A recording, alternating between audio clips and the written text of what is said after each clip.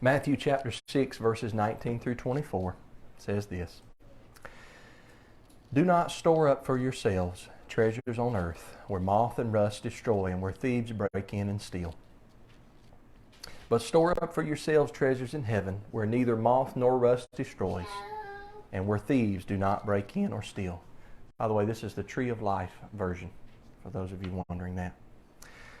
21, for where your treasure is, there will your heart be also. The eye is the lamp of the body. This is what we're going to talk about today. The eye is the lamp of the body. Therefore, if your eye is good, your whole body will be full of light. But if your eye is bad, your whole body will be full of darkness. If therefore the light that is in you is darkness, how great is the darkness? No one can serve two masters, for either he will hate the one and love the other, or he will stick by one and look down on the other. You cannot serve Yahweh and money. May Yahweh bless His word to our hearts today. Once upon a time, there was a little boy that went to church with his mama, and the preacher preached on false prophets that day. And he got home and he was told his mama, I'm going to draw a picture of a false prophet. And he drew a head and he drew arms and a body and eyes and nose and a mouth. But he didn't draw any legs on him. He took it to his mom and he said, I'm finished. And she said, you're not finished. You got to draw his legs. He said, Mama, you must not have been listening to the preacher. The preacher said the false prophet doesn't have a leg to stand on. I'll get back to that in a second.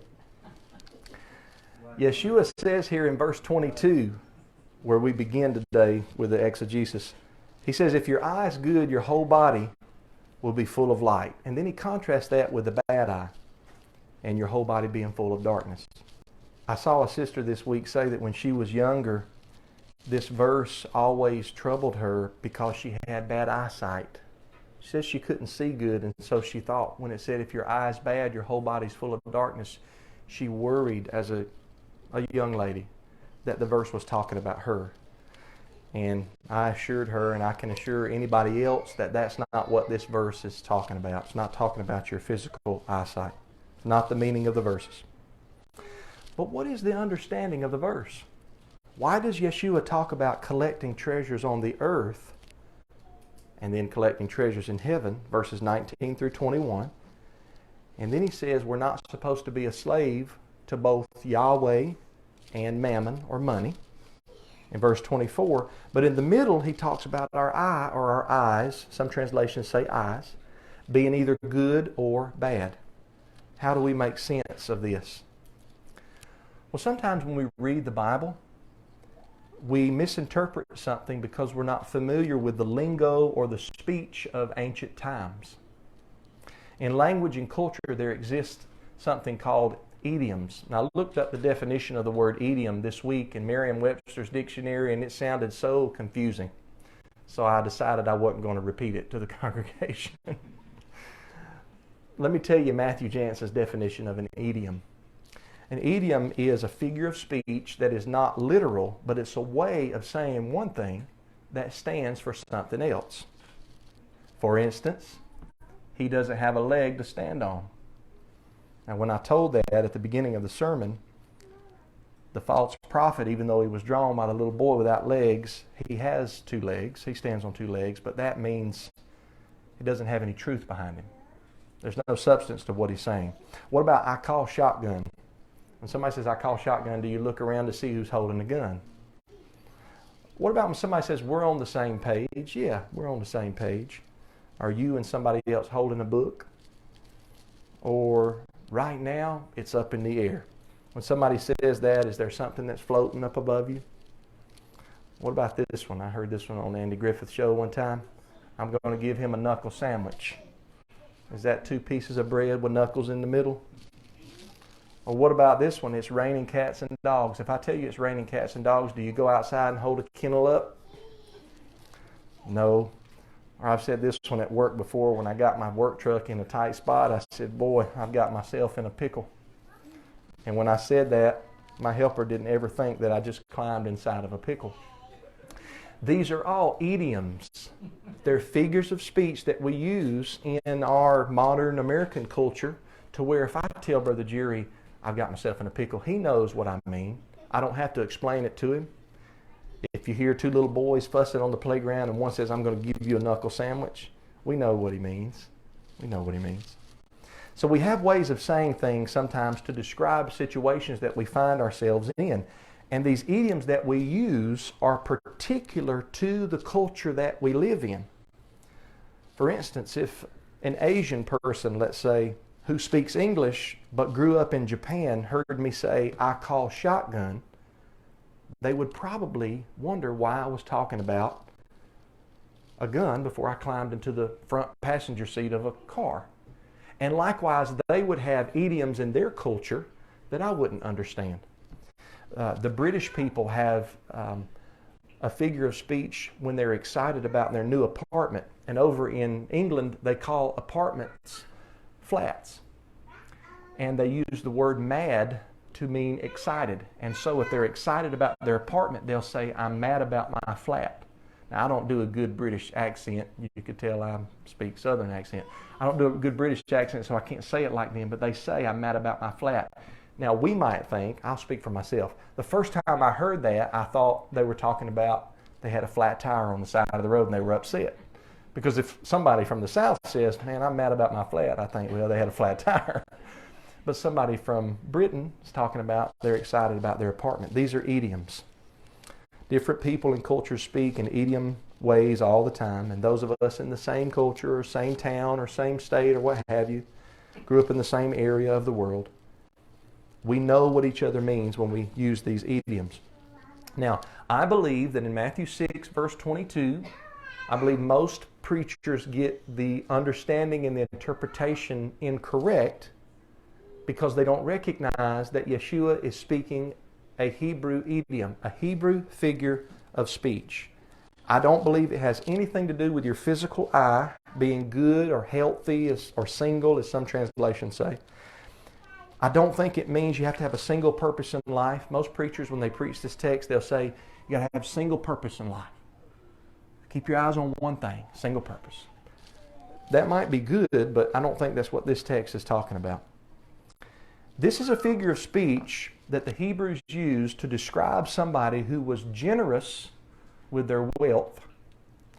Or on the flip side, a bad eye or an evil eye describes somebody who is stingy or holds on to their money tightly. So a good eye is somebody that gives away things, is generous.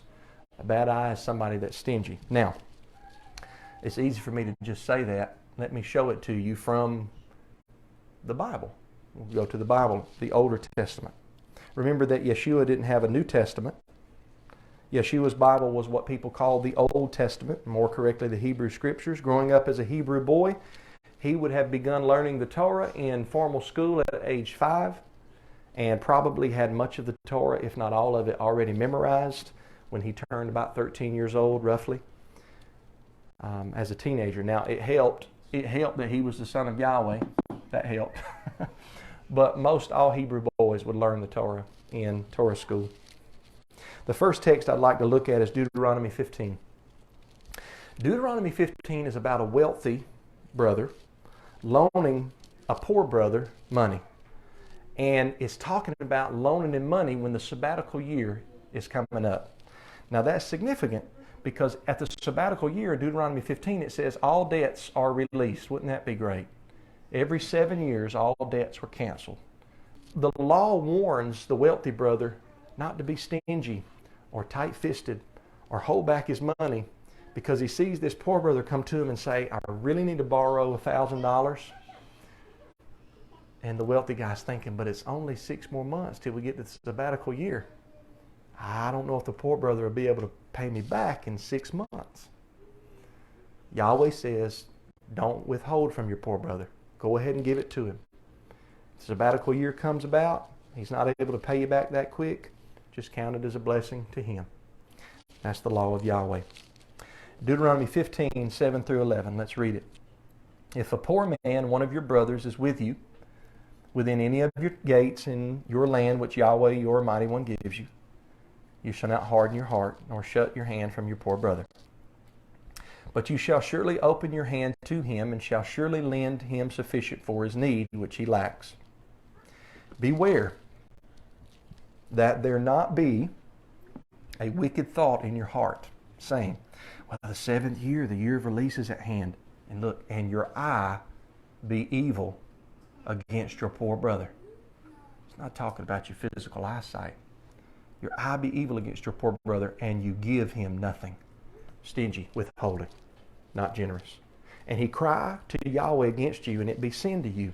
You shall surely give, and your heart shall not be grieved when you give to him, because that, for this thing, Yahweh your mighty one will bless you in all your work and in all that you put your hand to. For the poor will never cease out of the land. That's a good one if somebody tries to tell you the prosperity gospel means everybody's supposed to be rich. This text, talking about all the children of Israel, the poor will never cease out of your land.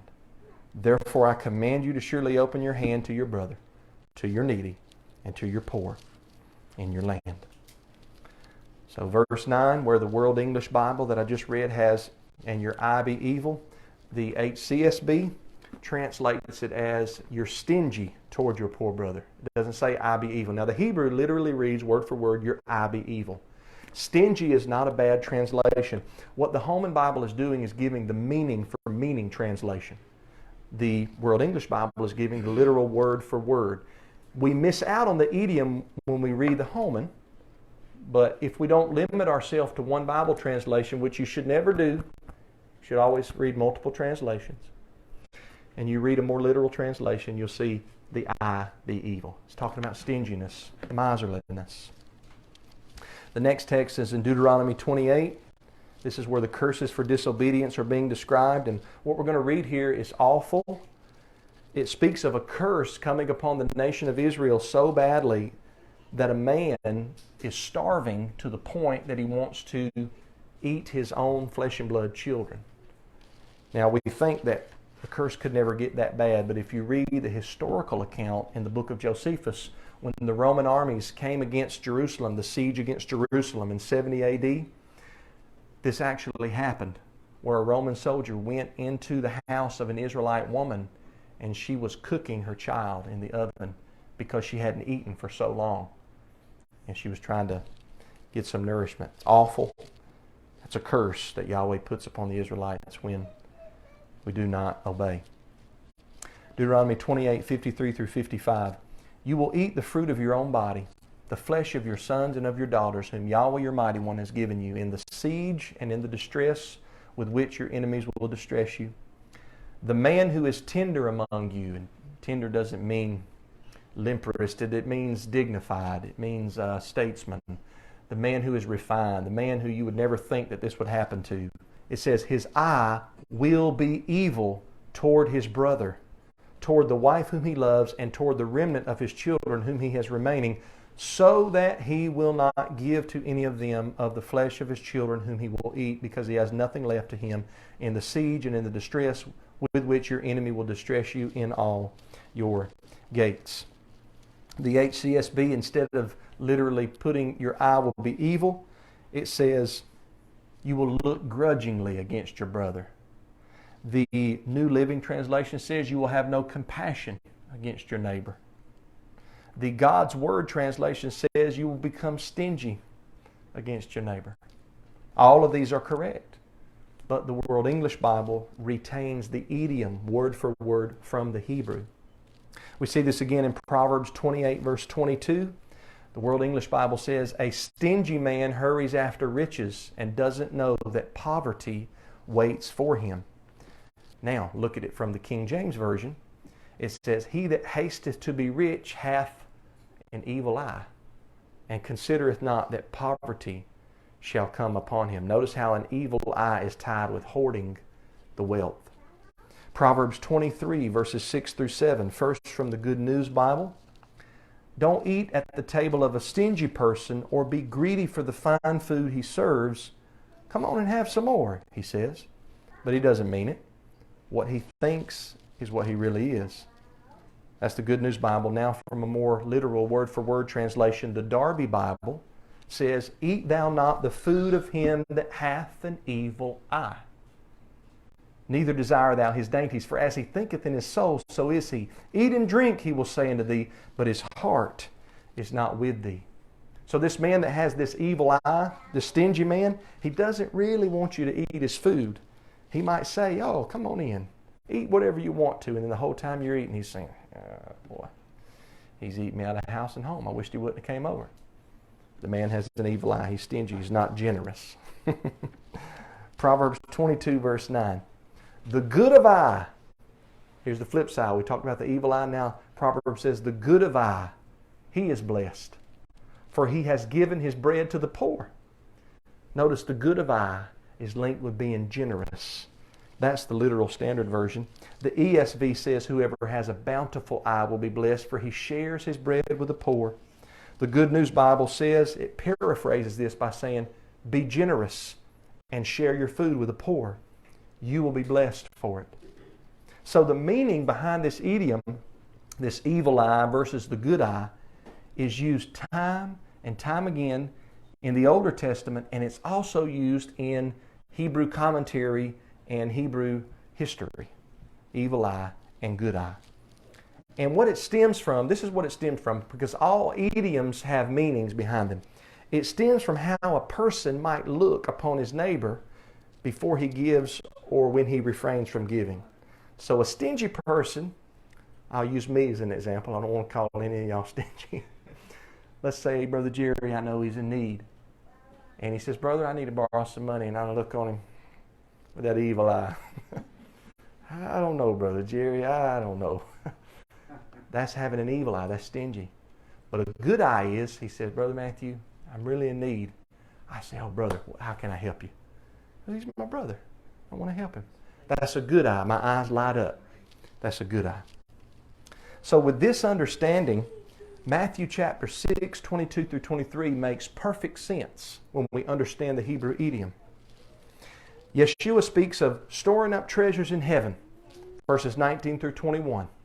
He says you can't serve Yahweh and money in verse 24. And right in between he says, if your eye is good, your whole body will be full of light. But if your eye is bad, evil, your whole body will be full of darkness. He's speaking of a generous and giving person, one who gives to others of his wealth. That's the good eye. Versus a stingy, holding back person, one who hoards his wealth and does not give to the poor. So if you're a generous giver, it shows that you're not mastered or controlled by your wealth. A generous person realizes that all that he or she owns is temporary and fleeting. A generous person realizes, I brought no material wealth into this world and I will take none out with me when I die. So, you help other people with your wealth because you know that the true treasure comes later in the kingdom of heaven. The treasures that the believer is going to get in the kingdom of heaven are so much greater than any treasure we could have on this earth. So let's have a good eye, not an evil eye. Look at a parallel that Yeshua gave in Luke 14, 12 through 14, Tree of Life version. Then Yeshua was also saying to the one who invited him, when you host a lunch or dinner, don't invite your friends or your brothers or your relatives or your rich neighbors. Now, a lot of people read stuff like that and think it's saying you can't invite your friends. What Yeshua is saying is don't only invite them. That's the meaning. Don't let that be your primary people that you invite. Otherwise, they might invite you in return as your payback. It's kind of like when Yeshua says, if you love those that love you, what reward will you have? A heathen can do that. It's easy for me to love my son, Elijah. He's my son. I love him.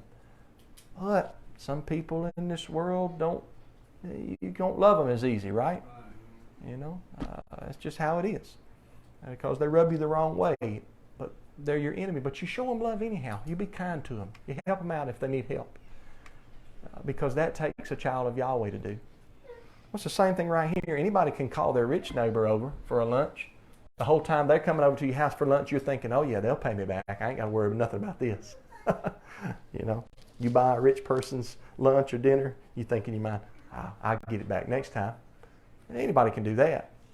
Yeshua says, verse 13, when you host a banquet, invite the poor, the crippled, the lame, and the blind. And you will be blessed. since they cannot repay you. You will be repaid at the resurrection of the righteous. That's talking about the kingdom. That's when the kingdom of heaven comes down to the earth. The person who gives to the poor hosts this banquet and is generous to people that can't pay him back. And he knows they can't pay him back, but yet he does the banquet up just so wonderful.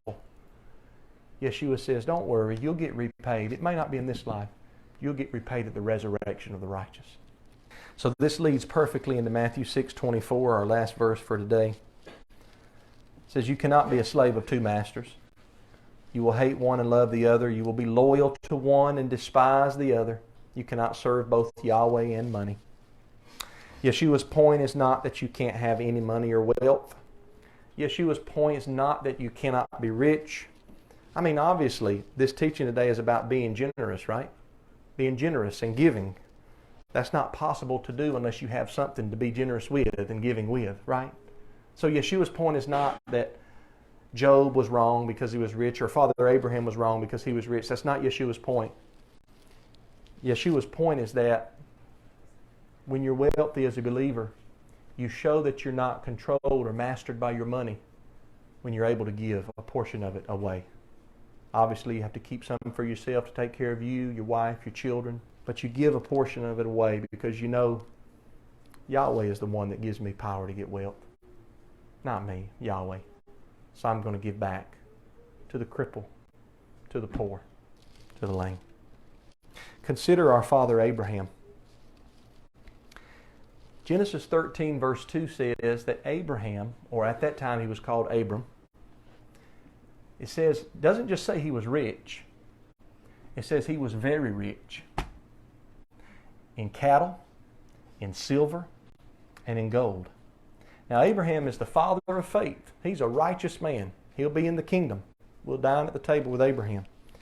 But he was rich, yet he was called a friend of Elohim, Isaiah 41, James 2. Do you think Abraham was generous with his wealth?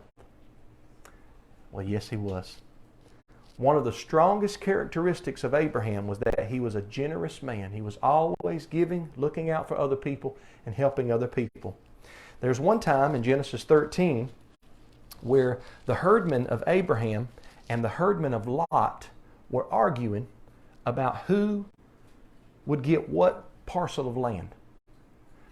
And Abraham saw that the argument was getting heated, and Abraham told Lot, he said, I tell you what, y'all pick first, and I'll take what's left over. That's Father Abraham. He was generous. He said, I'm going to do this so we can stop the argument. In Genesis 14, Abraham gave a tithe to Melchizedek the priest. That tithe that Abraham gave wasn't commanded. Even if you read the codified law of Moses, it wasn't commanded because it was on spoils of war. And there's different regulations for what you give to Yahweh from spoils of war. It was when Abraham went to these heathen kings that had kidnapped Lot. And he rescued Lot and he took spoils of war. And then when Melchizedek the priest came out, he gave him a tenth of everything from the spoils of war. He was a giving man. In Genesis 21, possibly the greatest gift Abraham ever was willing to give. Yahweh didn't let him go through with it. But in Genesis 21, Abraham was willing to give his beloved son Isaac. Yahweh said, I want you to offer Isaac up as a sacrifice to me. Abraham didn't argue. Blows my mind. He took Isaac up. And Isaac wasn't a little boy. Isaac was a grown man. And he said, one text says, Isaac said, bind me tight, Dad. We want to obey what Yahweh has told you to do. And praise Yahweh, as the knife was up, the angel came down and said, stop. I know you love me. I know you won't withhold your only son for me. And then Yahweh produced this ram in the thicket. And Abraham named that place, Yahweh will provide, because he provided that ram. Abraham was willing to give his beloved son Isaac. In Genesis 25, Abraham gave gifts to some of his sons when they were older. He sent them away, and he sent them away with gifts. He was generous. In Genesis 18, there were 3 men who showed up at Abraham's house. Some say they were all 3 angelic beings. Some say 2 of them were angels and 1 of them was Yahweh. It's debatable. I could see either way. But Abraham didn't know this at first. And he saw 3 men coming to his house from a distance. And you know what he did? First thing he did, he went and got some water. And he washed their feet. And he told Sarah, he said, quick, make some bread. He told his servant, he said, quick, kill the calf. Let's prepare a meal for these travelers, for these strangers that have come. You know what that reminds me of? It reminds me of a New Testament text in Hebrews 13, verse 2, where it says, don't forget to show hospitality to strangers. For in doing so, some have entertained angels without knowing it. We got to be discerning, brothers and sisters. Yahweh may be sending us an angel, seeing if we're going to help out or we're going to be stingy. We're going to have an evil eye or we're going to have a good eye. In the book of Jasher means the book of the upright. It speaks of the generosity of Abraham. I know that some people have a problem with the book of Jasher. And I'm not saying that it's Holy Scripture, but there is a book of Jasher mentioned 2 times in the Older Testament. It says, is it not written in the book of Jasher? It's mentioned twice in the Older Testament. Some people argue that the one we have today is not the same one that was mentioned then. It's debatable. Whether or not Jasher we have is the same book, regardless, the history in the book of Jasher is derived from the Scriptures. And a lot of times it fills in the gaps. It doesn't contradict the Bible, but it fills in the gaps and helps us to understand some things in more detail and more depth that we just get the overview of in the book of Genesis and the book of Exodus. I love this one in Jasher 22, verses 11 through 13. It talks about Father Abraham, who we want to be like. It says, and Abraham planted a large grove in Beersheba, and he made to it 4 gates facing the 4 sides of the earth. And he planted a vineyard in it, so that if a traveler came to Abraham, he entered any gate which was in his road, and remained there, and ate and drank, and satisfied himself, and then departed. For the house of Abraham was always open to the sons of men that passed and repassed, who came daily to eat and drink in the house of Abraham. And any man who had hunger and came to Abraham's house, Abraham would give him bread, that he might eat and drink and be satisfied. And anyone that came naked to his house, he would clothe with garments as he might choose, and give him silver and gold, and make known to him the master who had created him in the earth. This did Abraham all his life. I know some men that have given like this. And one time I asked each of them why. Both of them had similar answers, and they said, the Lord's been given to me all my life, whether I deserved it or not. Why can't I give to people whether they deserve it or not? Abraham had a good eye. His eye was good. He was wealthy. He was rich. But he was generous. He had silver, gold, articles of clothing, plenty of food, but he did not serve money because he was willing to give it away. Riches were not his master. He served Yahweh over money. That was shown in the giving away of wealth. Brothers and sisters, this is the harmony between all the Scriptures that speak of wealth positively and all the Scriptures that speak of wealth negatively. This is the harmony, what I'm talking about today. There are groups in the broad umbrella of Christianity that only read one side of the Scriptures or the other side of the Scriptures. For instance, you see a lot of them on TV, prosperity gospel. I could teach the prosperity gospel if I only focused on one set of Scriptures. And my next sermon will be, God wants you to be wealthy. But that would be a lopsided doctrine. We just read in Deuteronomy 15, the poor you will always have with you in the land. So don't be tight-fisted toward your poor brother. You've also got groups on the other side of the fence, maybe like the Amish or something similar to that, who think that you can't have money or nice things. You can't even have a silver chrome bumper on your car. They paint them bumpers black because they don't want nothing shiny on their car. And you know what they do? They focus on only the verses that talk about the poor. We're whole Bible believers. We got to focus on all the verses, and then we got to let them dovetail together and see what they teach. There's some truth in both teachings, in each extreme. But we don't want some truth. We want total truth.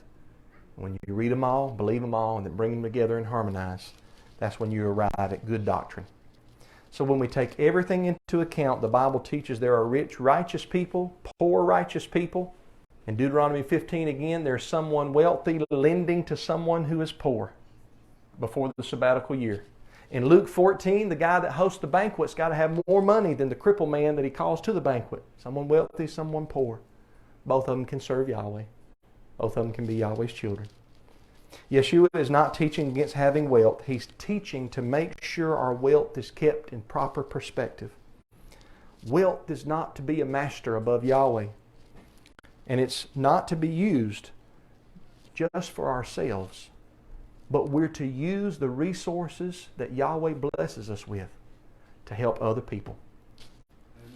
If we're truly mastered by Yahweh, we will be generous and giving of our finances. We will help people. We won't have that evil eye. Now, I just found this today. I was going back over my notes today, and I found this text in the ERV. You know what the ERV stands for? And I'm not even joking. The easy to read version. I looked it up.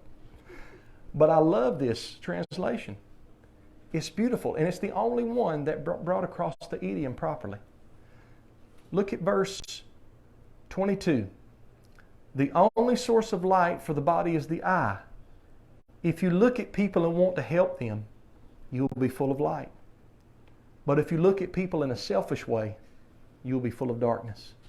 And if the only light you have is really darkness, you have the worst kind of darkness. That's a correct bringing over the meaning from the Hebrew evil eye into English. Generosity versus selfishness.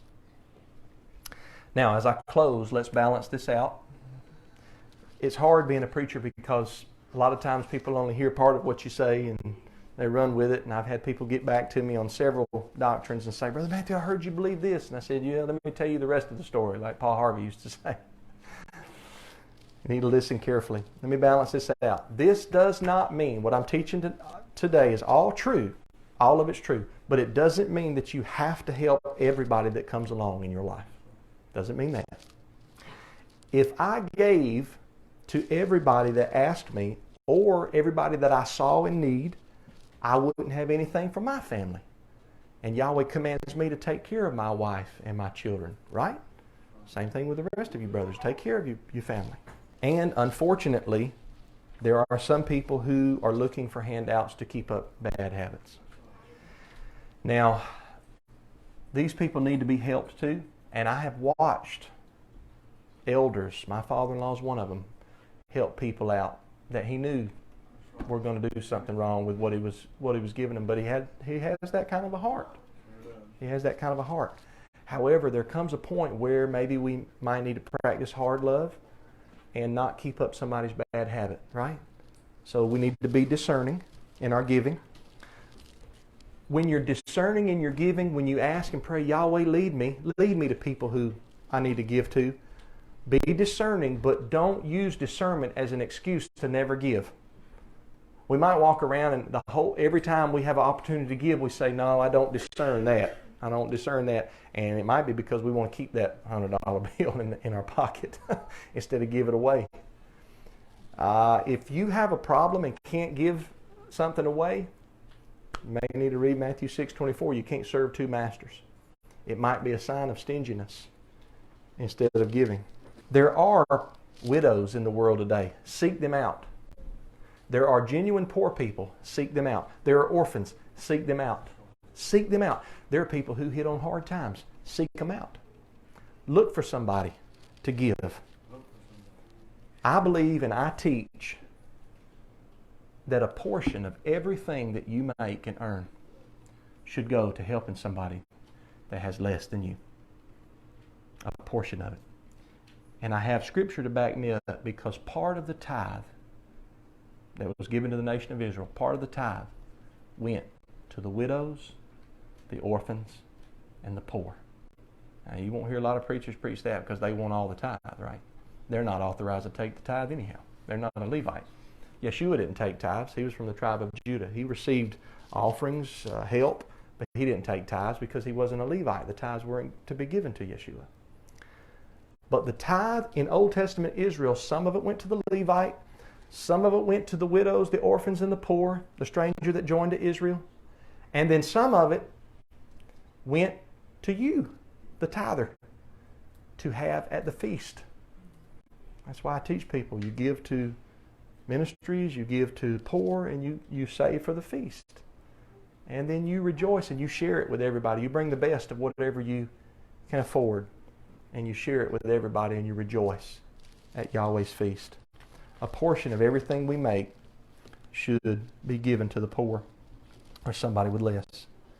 And when we do this, along with what we've talked about, prayer and fasting and giving of alms, giving to the poor, when you do all of that, all three of those, you're storing up treasures in heaven. It's like you're storing up treasures in heaven. You can in another one, storing up treasures in heaven. You'll be repaid at the resurrection of the righteous. And the way you'll know if money is your master is if you will not give any of it away. That's how you know if it's your master. Now, next week I'm going to continue to talk about almsgiving, giving of alms a little bit more. And I'm going to deal with something that's kind of controversial.